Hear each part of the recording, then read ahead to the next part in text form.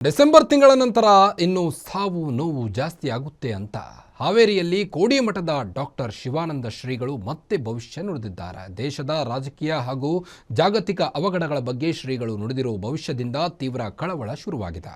CM ಕುರ್ಚಿ ಕದನದ ಬಗ್ಗೆ ಮಾತನಾಡಿರೋ ಶ್ರೀಗಳು ಬಜೆಟ್ ಮಂಡನೆಯಾಗುವವರೆಗೂ ಸಿಎಂ ಕುರ್ಚಿಗೆ ಯಾವುದೇ ತೊಂದರೆ ಇಲ್ಲ, ಆದರೆ ಬಜೆಟ್ ಬಳಿಕ ಅವರಾಗೇ ಬಿಟ್ಟರೆ ಬೇರೆಯವರಿಗೆ ಸಿಎಂ ಆಗೋ ಯೋಗ ಇದೆ ಎಂದಿದ್ದಾರೆ. ಪುರಾತನ ದೈವಿ ಬಲವುಳ್ಳ ಹಾಲು ಮತದಿಂದ ಅಧಿಕಾರವನ್ನ ಬಿಡಿಸಿಕೊಳ್ಳುವುದು ಕಷ್ಟ, ಮುಂದಿನ ಯುಗಾದಿ ಬಳಿಕ ಸಾವು ನೋವೇ ಹೆಚ್ಚು ಅಂತ ಭವಿಷ್ಯವನ್ನ ನುಡಿದಿರುವಂತದ್ದು.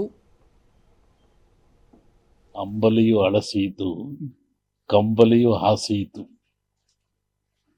ಅಂಬಲಿಯು ಅಳಸಿಯಿತು, ಕಂಬಳಿಯು ಹಾಸಾಯಿತು, ಕೈ ಲಾಸದಲ್ಲಿ ಕೈ ಪೂಜೆ ಮಾಡಿತು. ಅವಾಗ ಸರ್ಕಾರ ಇರಲಿಲ್ಲ, ಅಂಬಲಿ ಅಳಿಸ್ತು. ಮಾದಾರ ಚೆನ್ನಯ್ಯನ ಮನೆಯ ಅಂಬಲಿ ಅವ್ರಿಗೆ ಆಗಲಿಲ್ಲ. ಕಂಬಳಿಯು ಹಾಸಿಯಿತು, ದಟ್ಟಿ ಆಲಮತ ಸಮಾಜಕ್ಕೆ ಅದು ಹೋಯಿತು. 5 ವರ್ಷ ಸಮಗ್ರವಾಗಿ ನಡೆಸಿದರು. ಈಗ ಮತ್ತೆ ಬಂತು. ಈಗ ಅಕ್ಕಬಕ್ಕರು ವಿಜಯನ ಸಾಮ್ರಾಜ್ಯ ಕಟ್ಟಿದರು.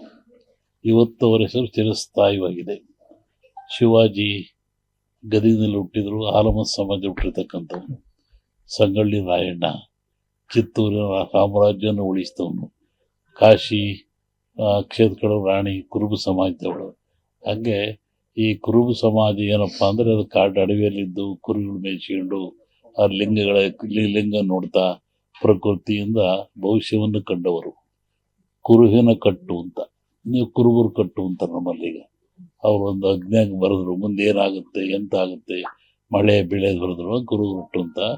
ಹಾಗೆ ಒಂದು ದೈವಿ ಬಲ ಉಳ್ಳತಕ್ಕಂಥ ಹಾಲು ಕೆಟ್ಟರು ಆರಮತ ಕೆಡಲ್ಲ ಅಂತಾರೆ ಒಂದು ಗಾದಿ.